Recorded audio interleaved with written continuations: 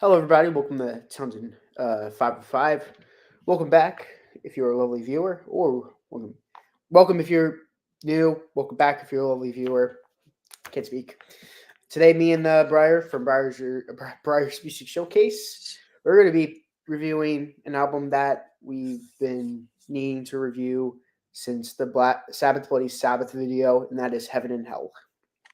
Uh, This is their ninth studio album. This is their first album without Ozzy Osbourne, and well, we'll give our opinions on if the band went in a downward spiral on this album, or if they made a really good album. All right. Yeah. Yeah. We're definitely entering one of some, I mean, we're definitely entering a different era for Black Sabbath. And as we go into the 80s, because the 80s would prove to be lots of ups and downs for the band. But, of course, we're talking about this album, Heaven and Hell, which came out on April 18th, 1980. A lot of things happened between this album and Never Say Die. So, like Nick has already mentioned, this is the first album without Ozzy Osbourne. So for a while, the band was kind of like not sure what they were gonna do at that point. Mm-hmm. Um, because they've been with Ozzy so long, and so where do they go? Well, fate happened to come, and this actually surprised me when I found out that it was actually Sharon Arden, the daughter of their manager Don Arden, who would go on to marry Ozzy, become Sharon Osbourne. But she would actually suggest the singer to Tony, and that singer would, of course, be Ronnie James Dio. Especially when I first heard that, I was like, that's very fascinating, knowing that Dio and Sharon would have this bitter not rivalry, but they never got along. But anyhow, so Ronnie James Dio, he was at this point he was already a pretty well-known singer at the time because he started out in a band called Elf. That was his first major band. But then he would get be more prominent when he joined Ritchie Blackmore's Rainbow. And of course, he sung on the first three albums, which I do have all three of them. All terrific stuff. Sings amazing on all three of them. But by this point, Ronnie and Richie weren't getting along that well, so Ronnie left Rainbow, and he was looking for a gig. And lo and behold, Tony and Ronnie, they got together. They were thinking about maybe starting a new band, but ultimately they decided to just carry on as Black Sabbath. Um, Ronnie wrote most of the lyrics actually, and Geezer was he was kind of uneasy about it because he was so used to doing the lyrics himself. But at the end of the day, he was kind of glad because he was kind of going through his own issues because he was going through a divorce at the time. And so for a period, he was out of the band, but then he would come back once he got that settled. And as for Bill, yeah, he wasn't in the best shape. He had a bad alcohol addiction by this point, and yeah, and of course he was not really happy on the direction the band was going with Ronnie, and so of course, and also he lost both his parents as well. So yeah, Bill was not happy, and of course he would leave the band following this album here. Um, Also, what's notable is that this was the first time another person named Jeff Nichols providing keyboards, and he would appear on a lot of these albums moving forward. And of course, another tidbit is that this was produced by Martin Birch, who is a very well-known producer. He's mostly known for a lot of hard rock and metal acts like Iron Maiden, Deep Purple, even Rainbow. But he also produced it's kind of funny because we just did Fleetwood Mac, and Martin Birch actually was involved in the production on those Bob Welch albums. I know he co-produced on Bare Trees and Mystery to Me. So yeah, pretty well-known producer. So anyhow, the album's released, and it actually got a pretty good reception. Way better than probably what they anticipated, but this got to number 9 in the UK, 28 in the US, and in 1986 it was certified platinum. So it did really well. But of course, this would start the comparison about who's better, Ozzy or Dio. And that's something that still goes on to this day. Although in recent times, people look on the Dio stuff way more fondly. But other than that, that's pretty much the background information. It's something I've been looking forward to. Yeah, it's thanks again for the Breyer's information. So I know Scott's in the stream yard waiting for the video to be over. I'll say this: if there's a Black Sabbath album you're gonna like, Scott, if you ever do want to listen to an album by them, this is a great album to listen to. It's no evil, no Ozzy Osbourne. It's an album you would like. It's great music, no evilness, no Ozzy. So I recommend you listening to this album at least. This is a great album. But go forward. I think this is a big. I'm not gonna go too in depth on it. We're gonna go through the tracks, but so far, I think this is better than at least two of their Ozzy albums. Hmm. So I'm not gonna spoil where it is right now until the end, but I have such fondness for this album.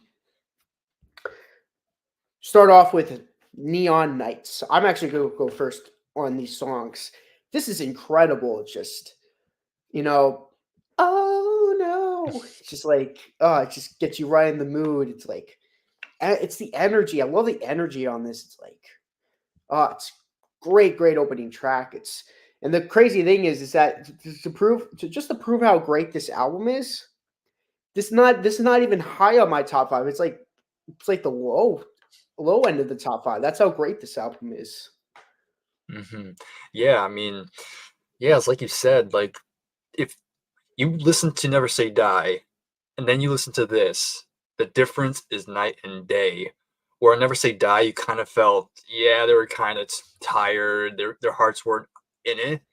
You get to this album, you get Neon Nights, and oh boy, do they sound rejuvenated. I mean, Tony just coming in with that just killer guitar riff, and the drums is just this fast paced, just heavy sound, and yeah, it's just such a great opening song. And again, you have Ronnie coming in, who is a completely different singer to Ozzy. I mean, Ozzy, again, not knocking on Ozzy. I mean, it's just, I mean, he is the voice of Black Sabbath, but Ronnie just brings in a whole new dimension to this band. Um, and I'll go a bit more in depth a bit later on, but yeah, this is a terrific opening track. Just absolutely powerful stuff here. And yeah, I'm going to be saying a lot of good stuff here. My biggest hot take is I think he's a better singer than Ozzy. Oh yeah, I agree. I mean, on a technicality level, Dio is like way he can outsing Ozzy any day. Yeah, yeah, it's such a great song. Next song on the album is "Children of the Sea." This song just starts off great with the acoustic guitar and just gets heavy. It just gets heavy again. It's just like it's one of my all-time favorite Black Sabbath songs. It's a great, amazing follow-up to what is a great opening track. Yeah, again, this is actually the first song that Tony and Ronnie finished together while they were getting to know each other. And there's actually I've heard that there is an early version with Ozzy singing this song with different lyrics before he left, which is kind of interesting. I'm definitely curious on what the original lyrics were. Um, but yeah, and lyrically it's quite different. Because the thing about Ronnie, when it comes to the lyrics, wherein during the Ozzy period, they were kind of writing a bunch of like a lot of darker themes. Ronnie always tended to write more fantasy themed lyrics where they're mostly about, mythical things. Um, Children of the Sea is a very fantasy title, and that's pretty normal for Dio. And it's supposed to all be a metaphor for like the environment, what we're doing to it, that sort of thing, which is kind of interesting. Um, but yeah, it's another really good song to follow up the first song with. Again, another great acoustic guitar intro. Again, then the riff comes in, and again, the bass by Geezer on this one is so just so big on here. And the chorus is just so good as well. And the bridge where the guitar solo with the choir comes in. And yeah, and it's just such a good song. Another great highlight here. Yeah. Uh, Scott asked, "Did Dio ever sing Iron Man?" Yes, he did. On the live, in live, he did. I gotta check that out because yeah. Well, next song on the album is "Lady Evil." This is another really good track. This is probably towards the bottom half of the album, but this is still a really good song. Uh, just a really good, straightforward rock song, I gotta say. Hmm. Yeah, this one, yeah, again, another good song here. This just barely made the top five for me.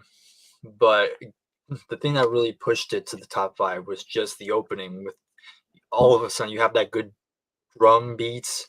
Then you hear Geezer's bass, and I mean, Geezer's bass has been turned up on this album. Like you hear it a lot throughout this album. It's just so really good. I think I've said I can't remember if I said this before, but I do think Geezer Butler is a very underrated bass player. I rarely ever hear him get mentioned when it comes to bass players.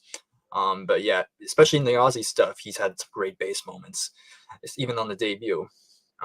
But yeah, just another another one with a good catchy chorus to it.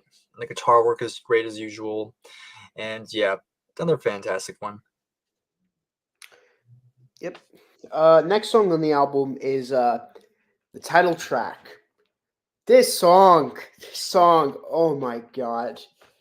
When I first heard it, I thought it was really good, but re-listening to it before the stream, I'm just gonna say it's my second favorite song by them ever. This is just this was actually close to be my favorite Black Sabbath song. It's that Mm, close. wow. But I still got to give the National Acrobat a little bit of a edge because of Tony Iommi's playing on that song. But this song is epic. Those 7 minutes go by quick. It is. Oh, it's amazing. It's a great song. Hmm. Yeah, I mean, there's really one word to describe this song, and that's epic. Um, and usually when it comes to the Dio era, this song is usually the most what people know the most, and for good reasons. Because this is just so many. I mean, you have that iconic riff as well, which is just so memorable, and yes, absolutely awesome. Just hooks you in right away. Um, Again, the bass again, especially when it slows down and it's just Geezer's bass, just dun, dun, dun, dun, dun, dun, dun, dun, dun, just driving the whole thing. Um, and yeah, of course, Ronnie's vocals on here is just legendary. One of my favorite vocal performances by him in general, even outside of Sabbath. And that's and the reason why that Ronnie is just so good is because he he's on a technical level, he can go in directions Ozzy couldn't. Where if you go listen to like in like the Ozzy era, usually when Ozzy's singing, he's usually just singing to the riff. And Iron Man's the prime example of him just singing to the riff. But with Ronnie, he has that ability to go outside of the riff and be able to explore different areas, which makes the music sound more it really makes the music expand as well, so they're really it just has this more grand feel to it. um and again, the dynamics on the song's amazing. I love the second half where it just speeds up and Bill's just going even faster on the drums. And then at the very end, you're just jamming out, and then it finally quiets down. You get this really great acoustic, kind of medieval sounding acoustic guitar intro. So definitely a highlight and one of my favorites on this album. Yeah, definitely. Next song on the album opens up the second side of the album, "Wishing Well." This another just amazing song. Great way to start off the second side of the album. It's another song that's way up there in my ranking. It's my third favorite song by Black Sabbath. It's just can you can get the idea that I may or may not like, that I might like the Dio stuff. This is Mhm, just amazing. This is an amazing song. I don't think these songs get enough credit where credit's due. Like, mhm. this is amazing. Yeah, I agree. Once again, um, yeah, being it's just. I mean, lyrically, it's also pretty interesting. It's about seeking happiness. You know, that sort of thing. It's just this very fast-paced track.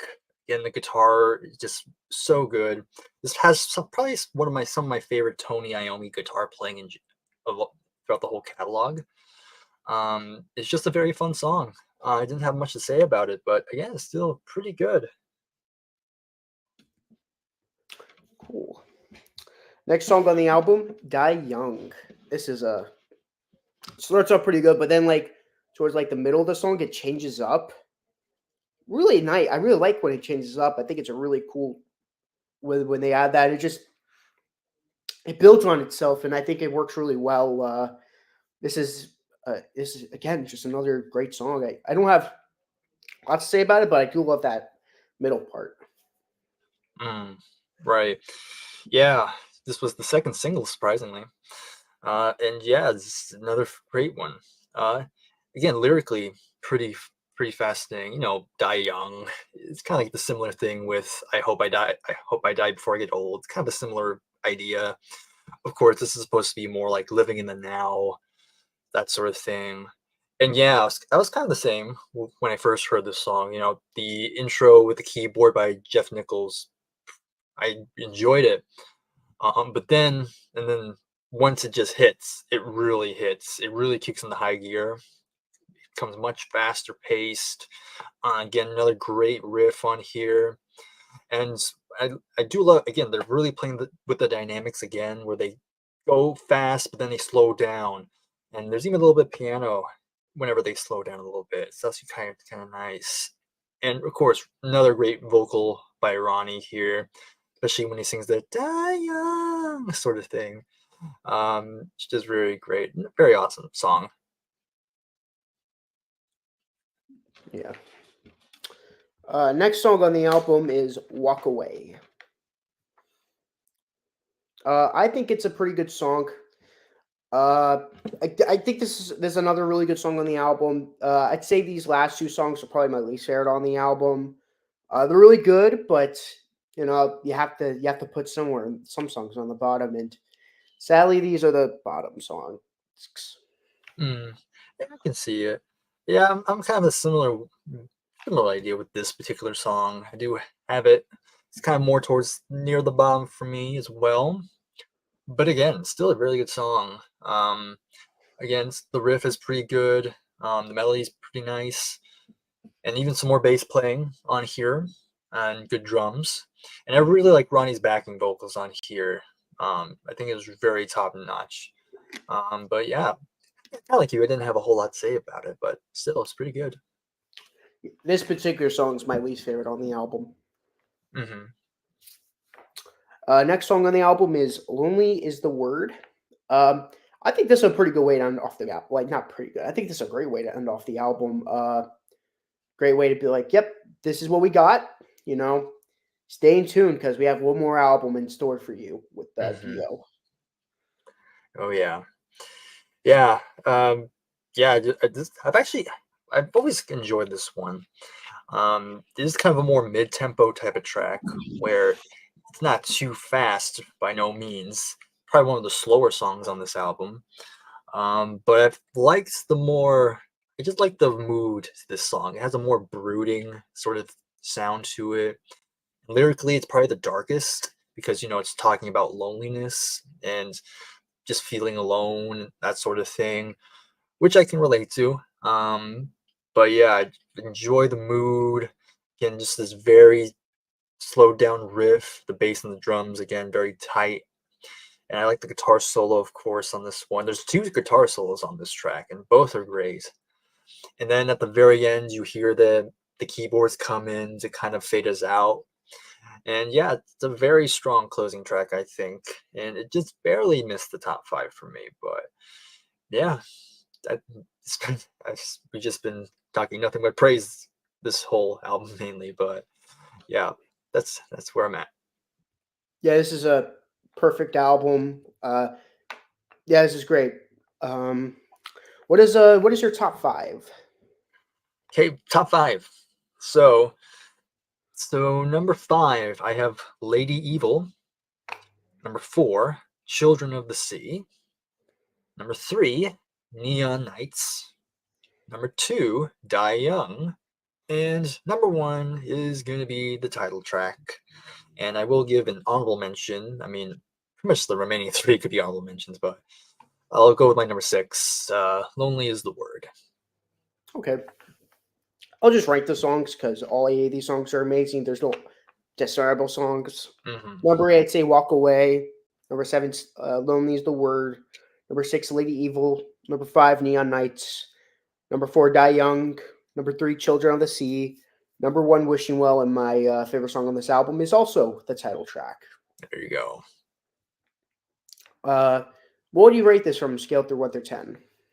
Okay, so rating it was very interesting because this album is really trying. It's really trying to top Sabbath Bloody Sabbath for me. And it came very close.